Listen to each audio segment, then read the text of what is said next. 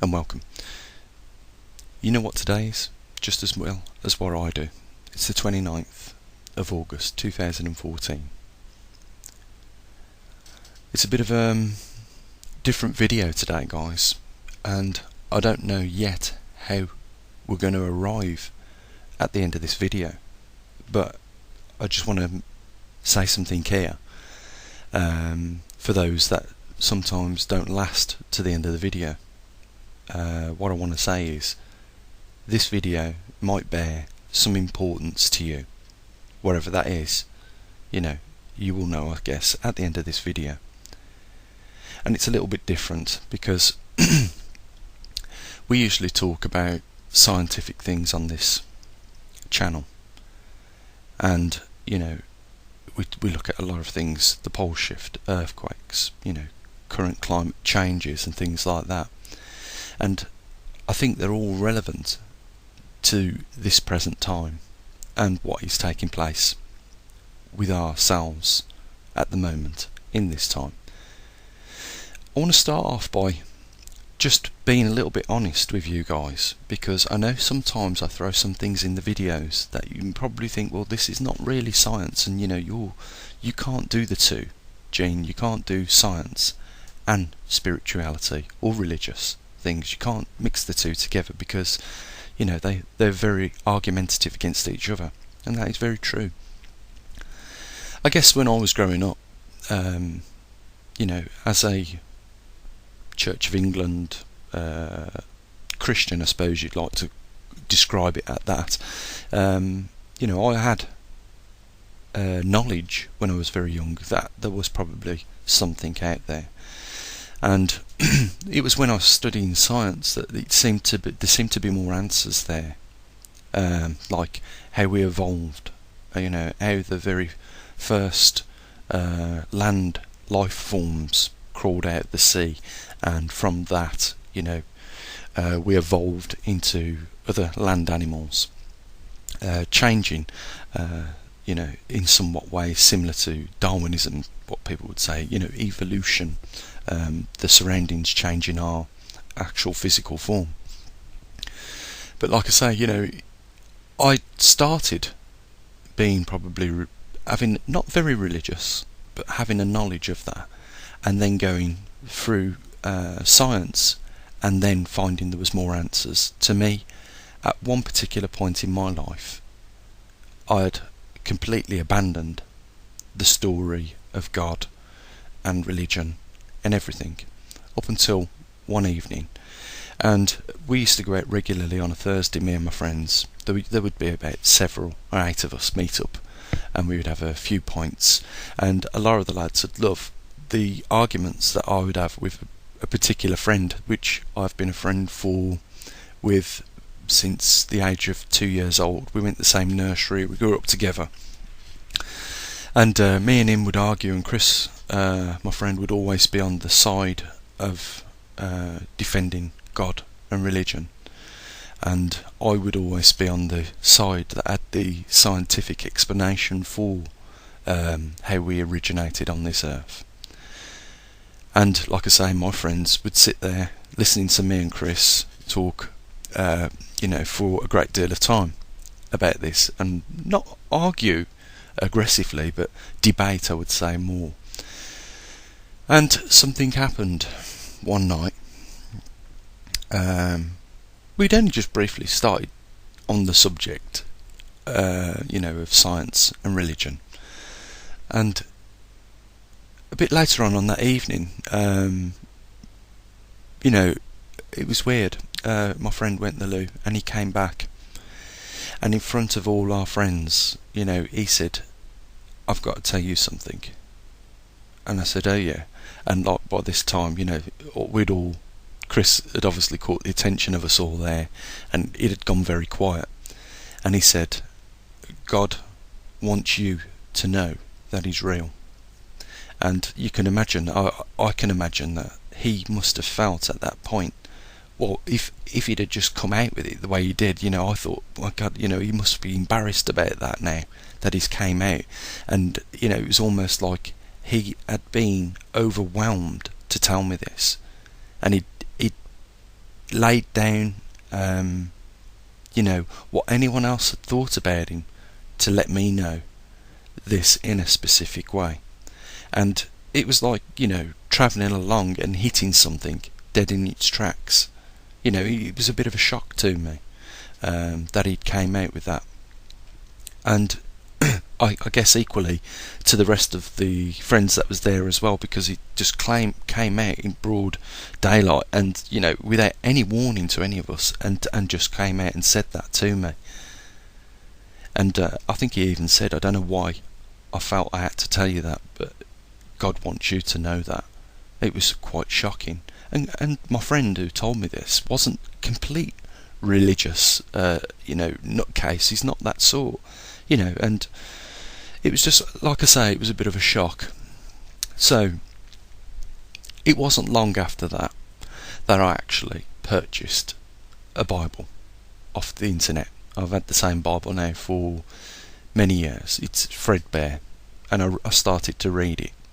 And I guess my family thought I was going crazy because, I was taking this book wherever I went with me, and reading it. I started from the beginning and to the end, and I made some notes, some of the things that I'd came across which I thought was of interest. Just to name a few, the creation of the world in the beginning in Genesis, what's talked about in Exodus, where God reveals his name as jealous. He says, I am a jealous God. I think it's Exodus 34:14 where he says that. I'm not brilliant at remembering the chapters and verses in the Bible, but I have used some of those when people have talked about the subject, and I've wanted to ask their opinion on that, and that would be one of them, because not many people would know God's name as jealous. And I've heard all sorts of explanations as to what people have thought that meant, but I've always took it for its entirety in what it says, that his name, it states that I am your God, and I am a jealous God, whose name is jealous, and I am a jealous God. I think that is the verse, or it's very, accurate to some degree. And I started to read this book, and I've said this to people before, I think I understood the book a little bit more than some people have read the book. And I've invited people in when they've knocked on my door as Jehovah's Witnesses to talk about some of the things and the aspects, and I've not asked very easy questions to these people, and in some respects, and I know this in one case where they had made up the answer, and I've got to say this in another respect. We had some Jehovah's Witnesses here, and I asked them the question about God's name being jealous, and they said no, it's Yahweh. It's always Yahweh in the book. I said, I know, I can see that you have admitted any other name that was called by God and replaced it by Yahweh. And they said, well, it is that way. I said, well, open your Bible then and turn to that chapter in Exodus, and you will see his name is jealous, and he tells you that. You see, because he has been known as more than one name. He knows that different cultures on this planet describe him as being a different person. Even Abraham knew him not as the Lord Almighty, but as something else. It could have been the Lord of Hosts. If you look in the King James version of the Bible, you'll see that he's mentioned as the Lord of Hosts. I am jealous, God Almighty, and there's others as well. And what I can deduce from that is that he understands that people know him as another name, but they know him nevertheless. And I've said this to people before with different religions. If that dot on the wall here was your God, and you asked me to point to my God, we would point to the same dot, even though we both know him by different names. To this day, I would say the name of my God was more commonly known to me only, maybe to a few others, as the universal conscious. And the reason why I called it that is because of that equation. Now, if you are a disbeliever of God, then you're going to find it very difficult to prove what I'm about to say to you as wrong. If you go back into some of the videos which I've done already on this channel and on the other channel, and I've said I've always got this wrong, but I give you a mathematical formula which states clearly that this universe is creating in a mathematical binary way, and I showed you the equation. Now if it's doing so in a mathematical way that is binary, it shows that there is a level of intelligence. And if there is a level of intelligence, then it shows there is a conscious, that it is conscious. Whatever is creating this universe, it is conscious. So that means there is a prime creator, or God, whichever you choose to call it, by whatever name. It is true. That equation proves that. Now, what you've got to ask yourself, this question is, what is such an equation being known to man at this specific point in time? For us to have understood that this equation, and guys, it's for real, I've showed it you many times. I've said I've not been the only one to know this. I believe that most of these great scientists had come to the same conclusion, and I have seen in some circumstances similar equations. And they don't... The point is, binary, we had to learn what binary system and coding was, and it was only through computers that we came up with digital binary, or a program, that was based on a binary system, zeros and ones, that sort of thing. But we've only had that technology for 50 years. And in order for us to have picked up on the binary system in which the universe is working, which it does, I kid you not, it is for real, I've showed you, you cannot deny it, we must have first had to have had the understanding of computer programming and binary systems in order to recognise that this universe was operating on a similar system. And my point is this: if it is intelligent enough to operate on such a system, then it is conscious. And if it is conscious, then that proves there is a prime creator, a God. Now, I said to you, I didn't know how I was going to arrive at the end of this video, and this isn't the end of the video. If you want to pause it for a cup of tea and just think about what I've just told you, right, then do it and come back, because I've got something very important now which I want to share with you guys, and I'll leave it with you to come to whatever conclusion that is you want to choose to come to. But you have been told from this point on clearly, right, that this universe is conscious. And if you want to describe that as your God, then feel free. I think you won't be far from the truth. But what I want to show you is more importantly now to you at this specific time, because of what has happened in the past at similar times. I'm talking about the behaviours of human beings, and I just want to point out a few reactions that led to outcomes in our ancestral times. And then I want to point out the fact that we are not living in too different a times with comparison to certain behaviours of people that led to certain changes that devastated humanity on this planet before.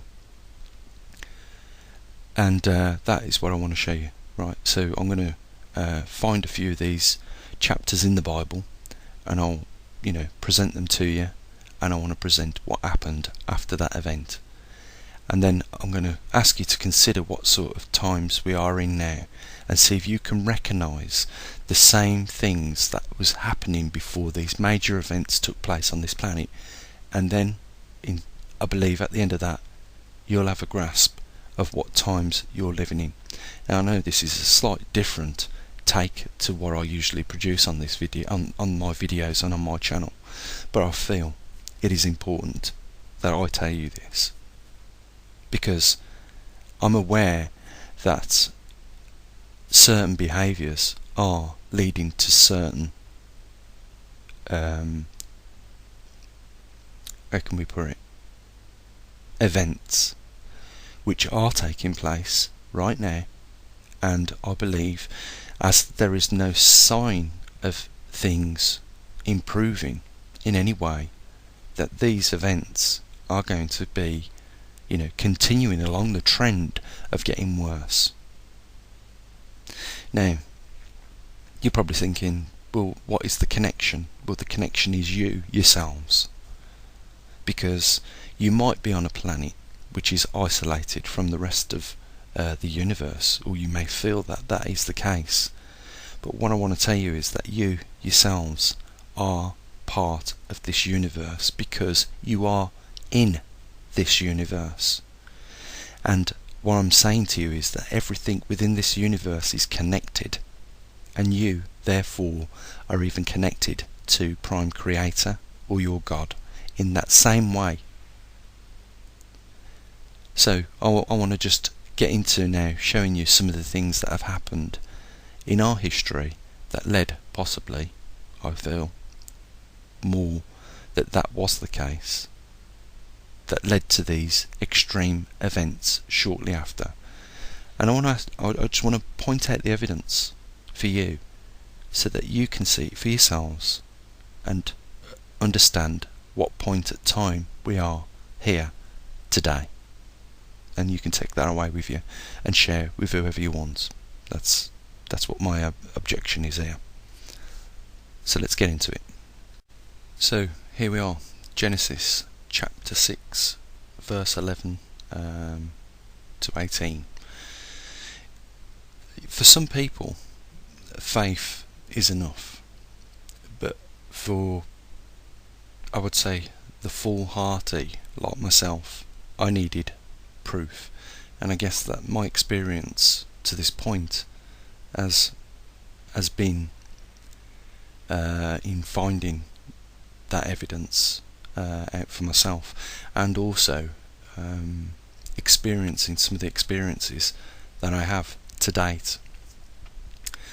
But I've looked at these things as exhibit A, B, C, D in evidence to support it. One, I had to find out that God really did exist, and through a mathematical equation I did so. And two, I then was inspired to see how God worked and what led him to the actions in which he did. Now, this is hard for me because I'm a scientist, guys, and here I am trying to provide evidence for you that God exists, and show you the way in which he works, and also fit that in with the time period in which you are at. And you're going to probably, before the rest of these exhibits that I'm going to produce here for you, work out what all this means. So why did God flood the earth? And you can read that in chapter 6 from 11 in Genesis in the King James Bible. And remember, I'm not the best of readers. Sometimes I have to read things 3 or 4 times to get what they meaning. That's because of my dyslexia, but I'll do my best for you. Verse 11. The earth was also corrupt before God, and the earth was filled with violence. And God looked upon the earth, and behold, it was corrupt, for all flesh had corrupted his way upon the earth. And God says unto Noah, the end of all flesh is come before me, for the earth is filled with violence through them, and behold, I will destroy them with the earth. And he talks from verse 14 about making a gopher, an ark out of gopher wood, and so on. But just in that single verse 13, and God said unto Noah, the end of all flesh is come before me, for the earth is filled with violence through them, and behold, I will destroy the earth. Destroy them with the earth. So we can see that through violence and corruption, God has taken it upon himself to act, and the way in which he is going to act is by destroying it.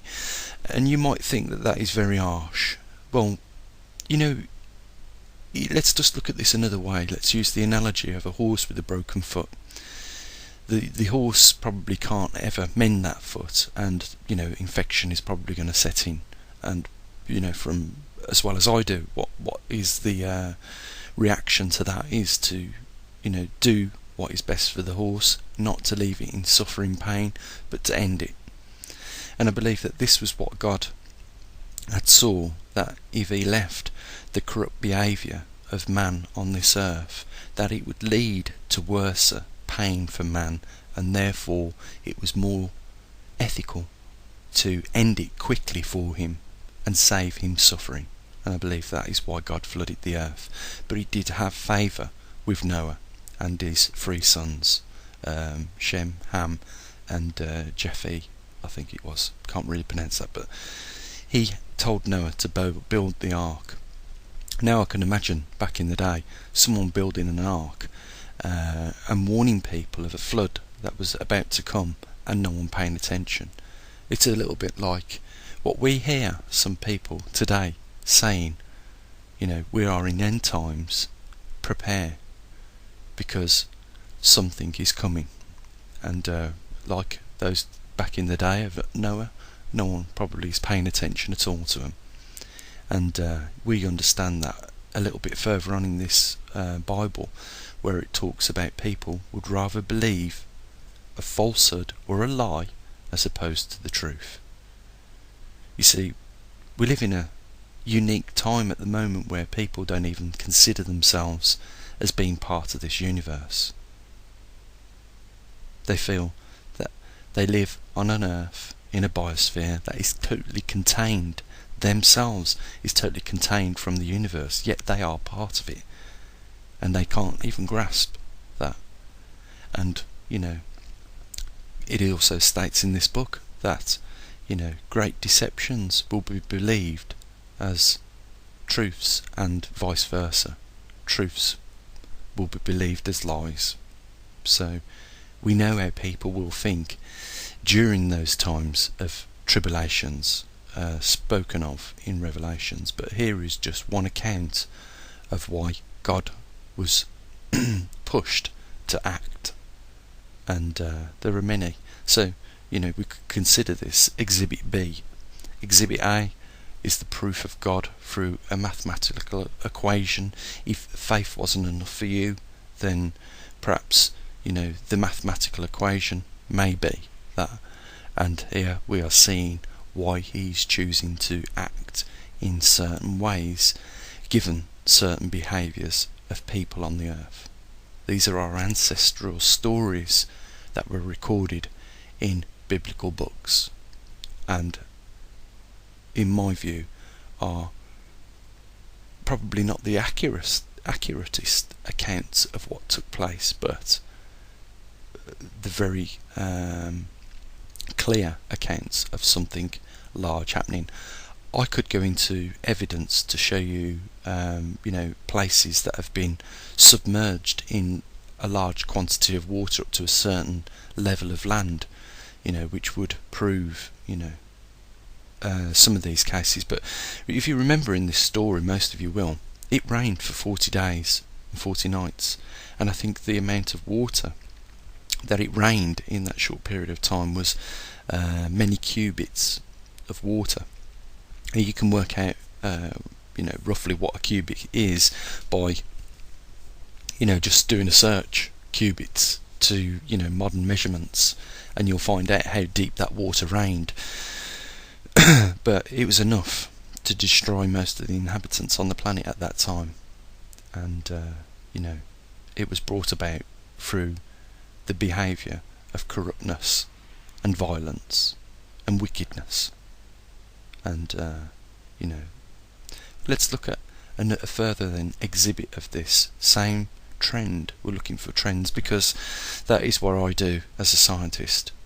I look for trends, and this is what I personally picked up when reading the book. I recognised that each and every time there was a certain behaviour that led to a certain effect that was devastating to man. So I want to move on then and just try and rebut this, because the point I want to make at the end is quite important. So please stick around. And again, in Sodom and Gomorrah,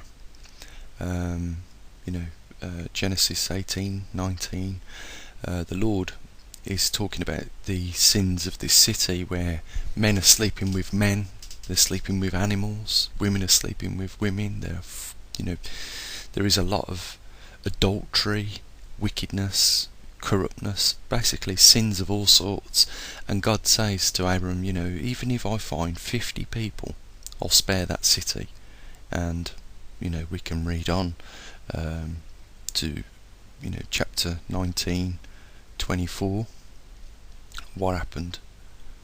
And you can see chapter 24, the Lord rained upon Sodom and Gomorrah brimstone and fire from the Lord out of the heavens.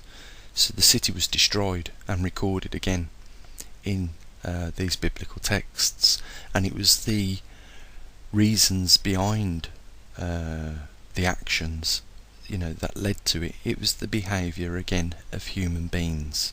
It's showing that there is certain levels that are not acceptable by this universal conscious or Lord or your God, whichever you call it. There is a certain behaviour that will cross the line, and as a result of crossing the line, these effects are shortly shown.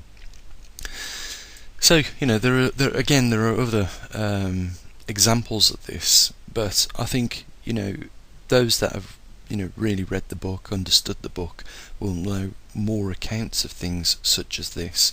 I just want to get to the part of this book that describes a future event in Revelations, and the reasons for why that will take place. What I'm talking about is what is spoken of in the Bible as Armageddon, and the last tribulations and the effects that will come as a result again of actions. But let's get Exhibit D then, shall we? And explore that. Remember, the actions are to come after the behaviour has reached a certain level. So let's have a look at that in Revelations. So I think we can arrive then at the last chapter in the Bible, and we all know that Armageddon takes place in the last chapter, and we know why that will be, because we have seen why Sodom and Gomorrah was destroyed, and we've seen why the great floods of Noah took place. It was because of the behaviours of people prior to those events taking place. I just want to ask you simply, guys, do you not see when you look around those same behaviours that led to those great actions of destruction? Do you not see that these behaviours have become prominent in such a short period of time? Sodom and Gomorrah, men sleeping with men, women sleeping with women, humans sleeping with animals, lies, corruption, sins, the floods, wicked behaviour, corruption, killing. Do you not see that in both those accounts?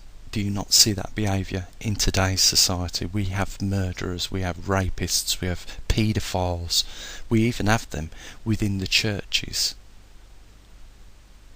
under the Pope.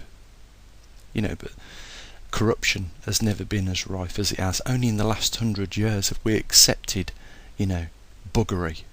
It used to be a serious offence, an imprisonable offence, but now it has been accepted. Men marrying men, women marrying women. It's not acceptable. As is says in the Bible, these are crimes against nature. The reason why there is a man and a woman, I don't need to explain to you, is because they can produce together.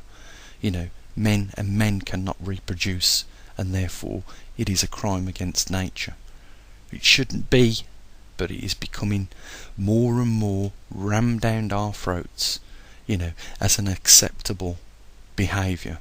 And all I've got to say this here, guys, is that those that know it is not acceptable should keep that strength in that knowing that it is wrong. Because if we look back at Sodom and Gomorrah, when Lot was saying to God, if I find 50 people that are good, righteous people, will you not destroy Sodom and Gomorrah? And God says, yeah, if you find me 50 people, I won't destroy it. And he says, well, what about if I find 45? And he works his way down the numbers. And God says, yeah, if you can find them, I won't destroy it. But the problem is that Lot can't find them. And this is what I'm saying to you guys. Keep your morals, because I think that is the light that keeps you on this path, and it is the only thing that is standing between the destruction of this planet or another great event taking place right now than it not. What I'm saying is that there must be still on this planet, even in the times that we see this behaviour becoming more fluent and rife in every country, there still must be people that God sees as worth keeping for the sake of the rest of the evils in the world. It must be, in my view, the only reason.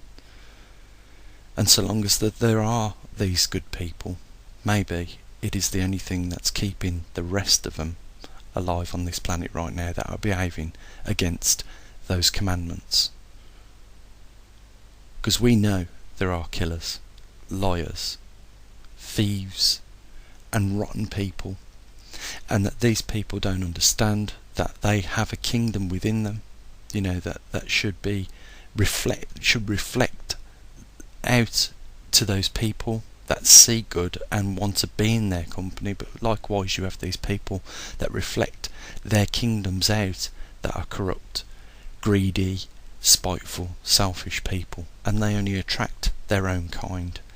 But as time goes on, the behaviour of these wicked people are going to become more and more present, and they're going to be encouraging good people to give up their kingdom or reduce their level of quality of their kingdom to a point where it is no longer attracted to other good people, and they will spot them.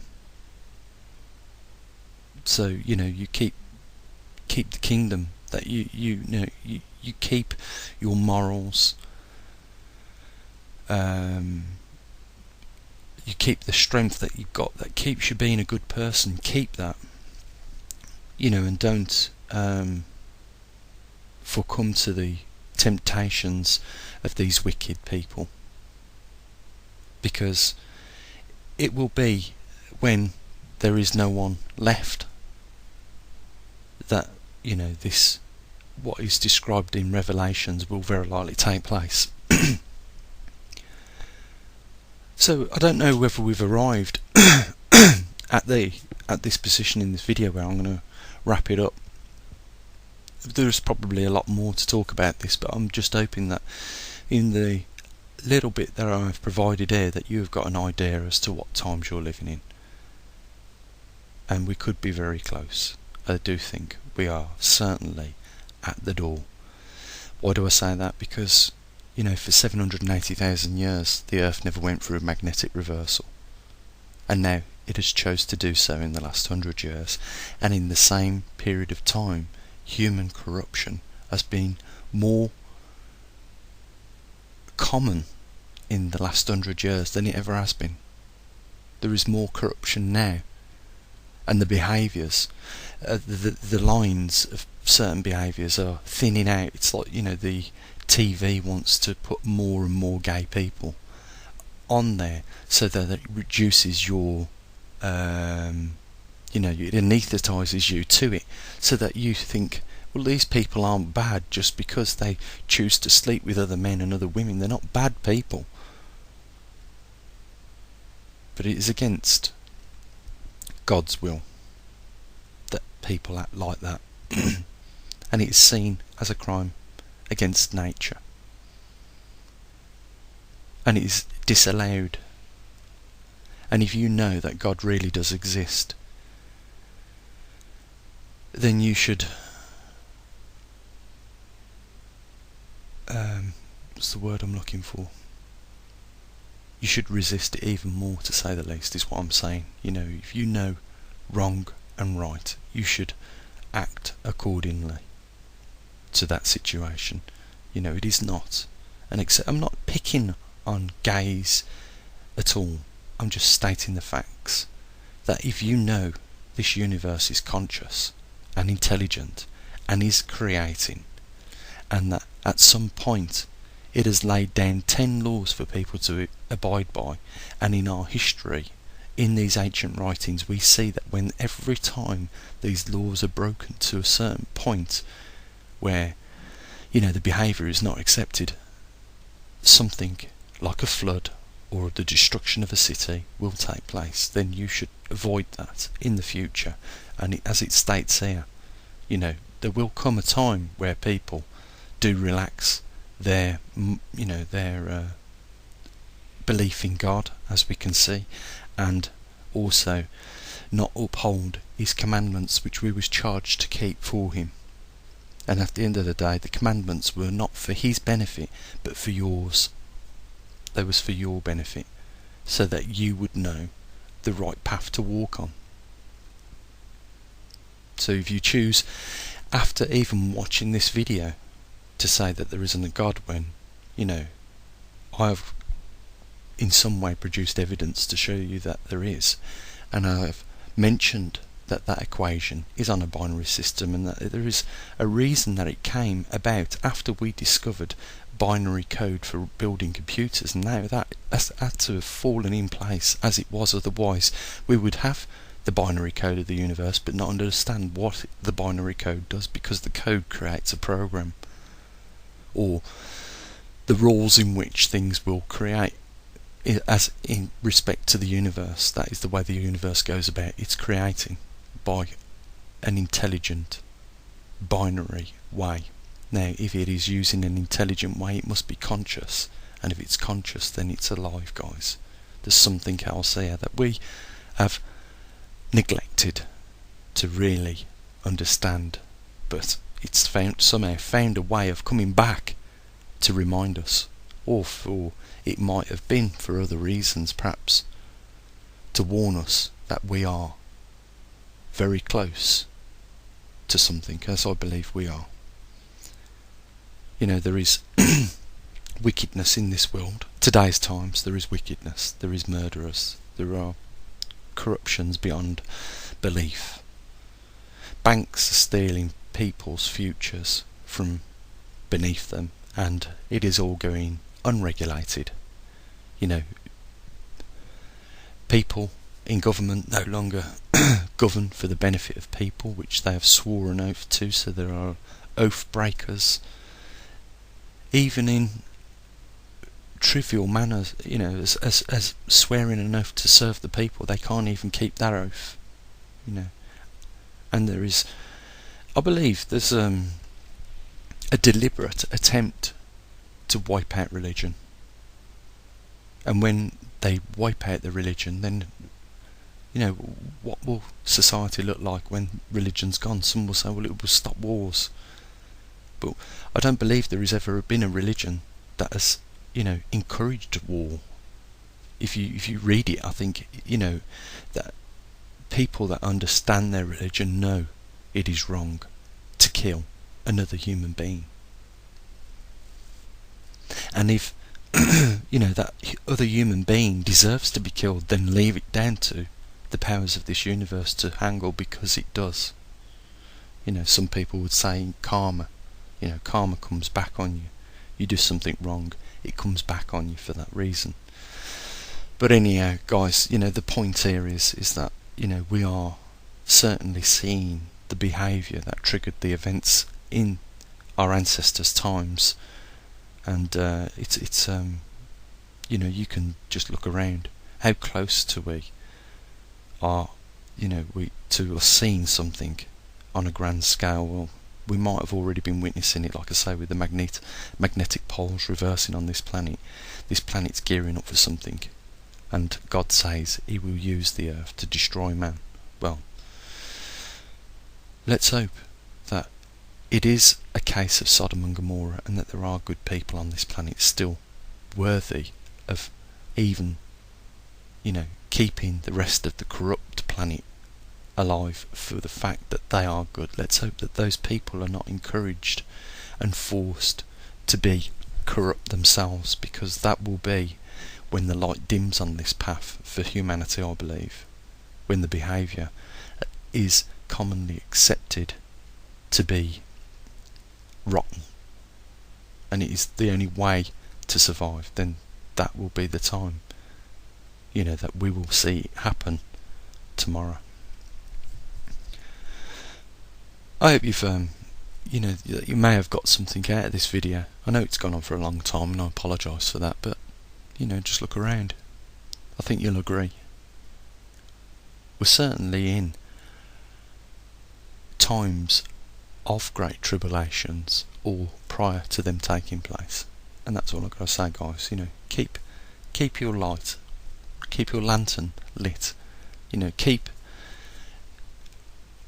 the goodness within you, and keep that shining out, despite all the darkness around you. That light within you, keep it bright, burning. Keep being good, because it is probably for the sake that you keep your light as bright as you do on, that even those in the dark are still able to be present here today. And that's about it, guys. I think I should round it off. I should just say, be cautious and be safe. If anything, preparations are never a bad thing. They do cost money, but then, what is the cost when you need to fall back on them preparations that you've made? What is the cost of them? Well, it was valuable that you did make the sacrifice when you did to get them. We are in horrible times, and I think you'll agree, what we're witnessing on TV, what we're seeing, what our conscious is seeing is just frightening and sick. And I'm pretty sure we'd all wish we weren't living in a world like this. But there is no change for the better. This is on a tangible line, which is, the gradient is not improving. The gradient isn't going up. It's just like we see the sunspots diminishing, and everything else with association with that. We don't see anything getting better at this point in time. And with the way the governments are working, it doesn't seem as though it will either. They're not addressing some simple facts, guys. They won't address the fact that this monetary system is enslaving people right now. It's clear as daylight, yet they stand in a position to do something about it and refuse to do it. The monetary system has had its day. It has expired. There needs to be something else, and they aren't even considering that.